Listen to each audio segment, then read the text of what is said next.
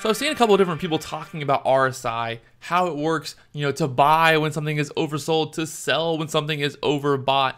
And that's not always the case. If you trade off RSI and you look at RSI and you think, oh, well, this is overbought, it's time to sell, you're going to miss out on a lot of bigger moves on these momentum stocks. And the reason I say that is, here's an example, CBLI. So look at CBLI. It jumped up from, what, $1.55 previous day up to $4.90 there. So huge move there on CBLI. And during this whole entire move, it was overbought. So I have the RSI pulled up down here. You can see the move started the day before, right into close. After hours, had big news, jumped up to 234 and then ran up to 275, pulled back a little bit, and then the rest of the day pretty much went higher, all the way up to 490 by the end of day there on CBLI.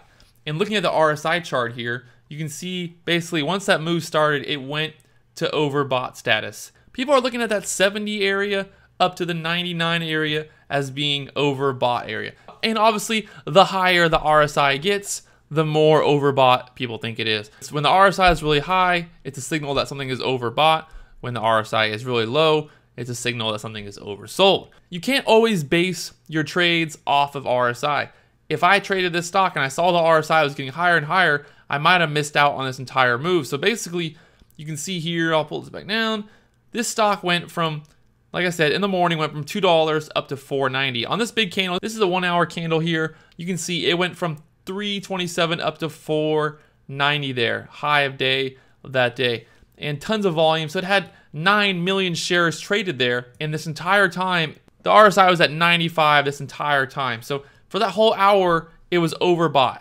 If I was playing RSI with the idea that anything over 90 is really overbought, then I might have stayed away from this move and missed out on this big move. So you really have to look at different indicators and different tools that you're using and not just base everything off of one indicator. People talk about RSI, it works. I understand, obviously things get overbought, things get undersold, but the problem is it's not always a clear indication. The biggest indication for RSI, I feel like, is when the RSI crosses these lines. So once I see that 70 RSI breaking, meaning that it's moving into overbought territory, I'm thinking that's a bullish sign.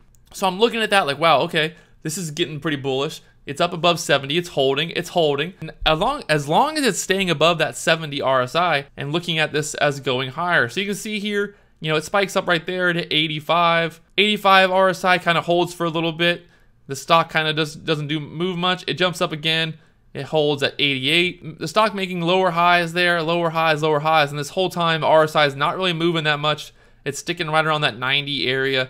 And then here on this big candle, jumps up to 95 RSI. So big move there on CBLI. And for somebody who only looks at the RSI as an overbought and oversold indicator, they might have missed out on this whole entire move. So that's one of the things. You really have to look at the whole picture. You can't just look at one indicator when you're trading.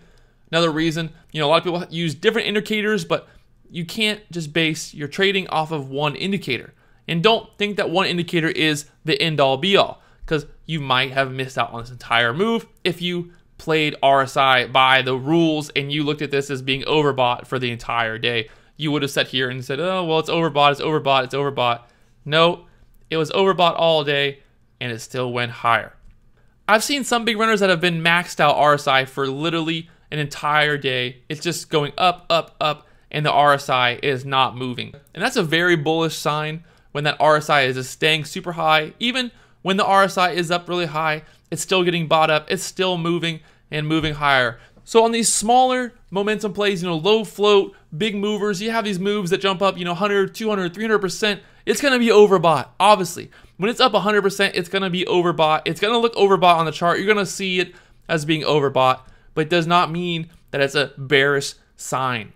As long as that RSI is staying up there in the highs, it's not crossing back below, I'm looking at this as a bullish sign. You can see here the next morning, CBLI sold off pretty hard and came back down from that high there on that candle at 480 down to what, 329. So once that RSI crossed there on Tuesday morning, it just went lower and lower. And then here on this move, the next day, it came back up, had a nice bullish trend there, jumped up above that 70, held for a little bit, went higher, high of day at 555, and then finally broke back below there but kind of held around that area again and then crashed back down. So you want to look for this cross area. That's kind of the RSI cross area, looking for that 70 and then down here at the 30 area. So oversold until this really went down below 30 and then came back for that cross. I would not have touched this if I was trading RSI, and that's probably a good indicator there because really it didn't do much after that. Had a couple little pops, but didn't do much other than that, and that's a key thing to look for. So that's why I'm talking about these crosses. RSI cross, that's the key area you want to look for. Looking for that cross. So if this would have turned back up, went higher, it would have crossed there. It would have been a bullish sign, and it would have been a good time to buy. Buying on that cross, watching for that RSI to cross over that key area there at 70 and then stay above 70 area.